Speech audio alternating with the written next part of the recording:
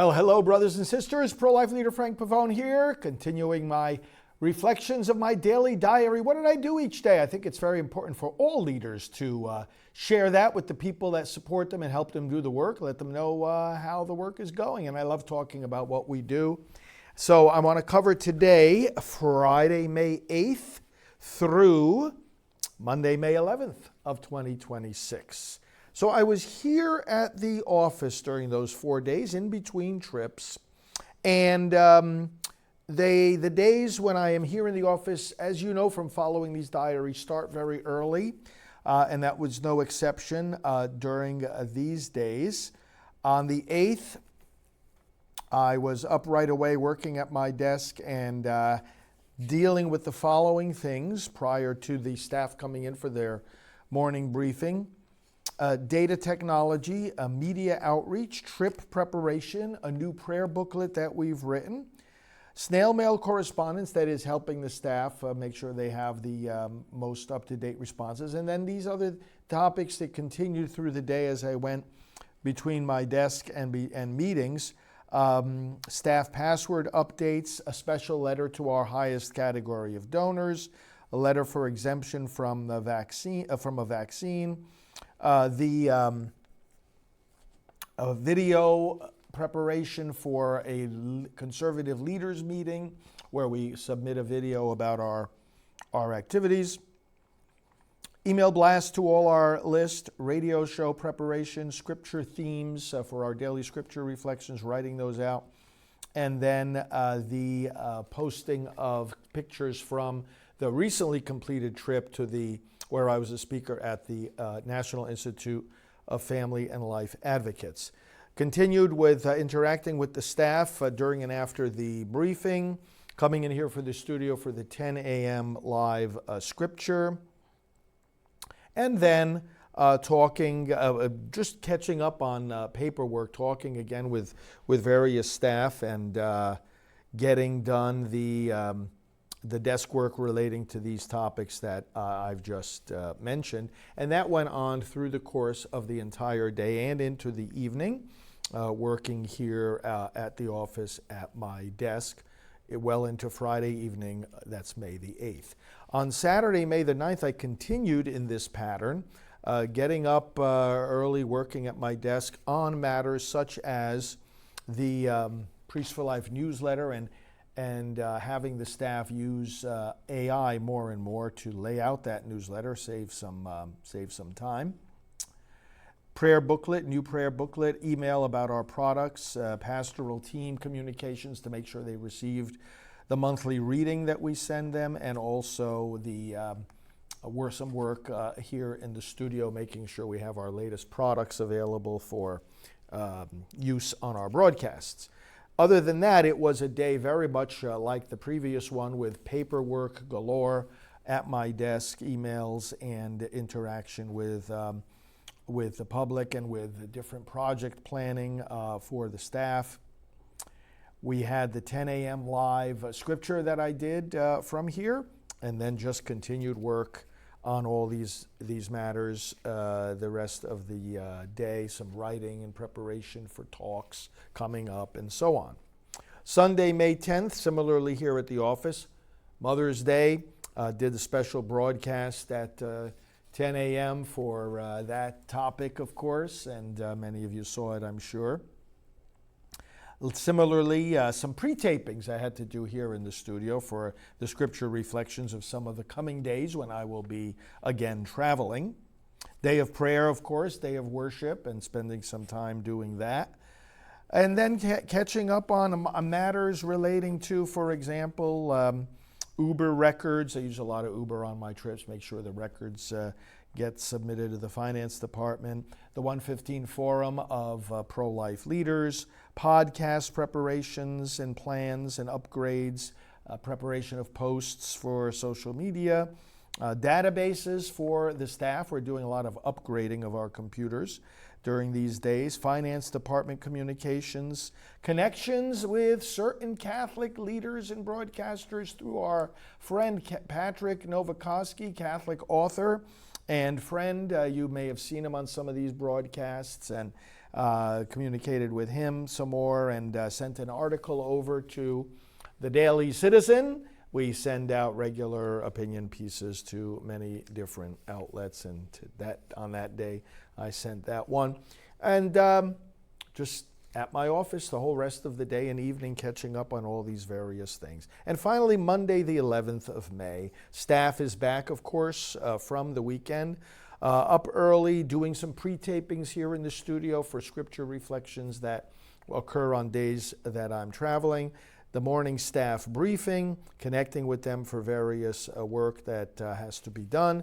Work at my desk on emails such as a high donor letter, files for the staff being sent back and forth on Dropbox, some items related to healthcare, communicating with my healthcare providers, new book to order, setting up interviews, staff database work, op-ed to be sent to the Wall Street Journal, some work for a foundation whose board I am on, travel plans for upcoming trips, email blast to our full list, preparation of our Radio Maria show, communication regarding moms.gov, that new pro-life website from the Trump administration, forum, that is the pro-life leadership meeting, preparations and follow-up from that, and the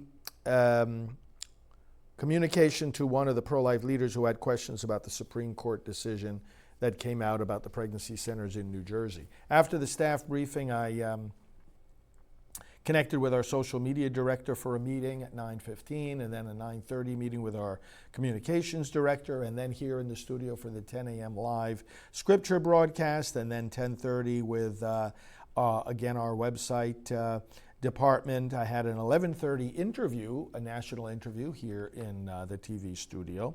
Once again, David Brody was the interviewer. And then at 12 noon, I had an administrative conference call for some planning. Had a technology meeting after that with one of our technical team. And then the rest of the afternoon, catching up on desk work and interacting with staff on these and other projects and themes that I've mentioned. In the evening, after having a quick dinner, I had a live broadcast at 8 p.m. of the Good Shepherd Seminar. That's our monthly seminar for clergy and for those that want to help the clergy address pro-life issues more effectively, and that went very, very well. And shortly after that, I went to bed. So that covers what I did on the 8th, 9th, 10th, and 11th of May of 2026. We'll be bringing you a lot more diary updates to come. Thank you so much for tuning in, and pray for our work as we love doing it, as you, I hope, love supporting it, and we're going to bring an end to abortion. God bless you. Hey everybody, it's Dr. Gina from American Sunrise Show on Real America's Voice.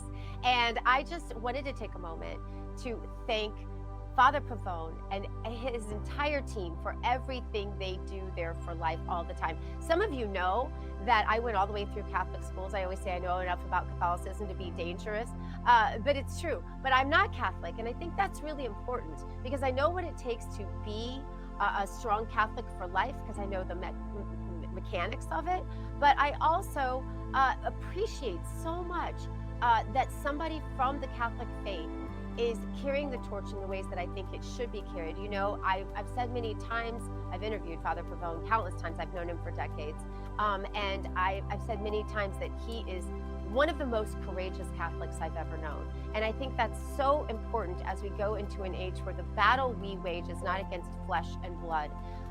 He is one of the greatest warriors in the movement, and the things that he and his team have done for life, I think, is so important. So I hope that you not only pay attention to his show, but that you support Priests for Life and that you support Father Pavone personally, because he is a humble man who doesn't tell you about all the battles, but trust me, he could always use your support and your love, and perhaps even most importantly, your sincere prayer. And so thank you for all you do to support Father Pavone and Priests for Life, and please continue in the next generation. The time is now, and we need it more than ever. God bless you and keep you. Go boldly now and live the truth.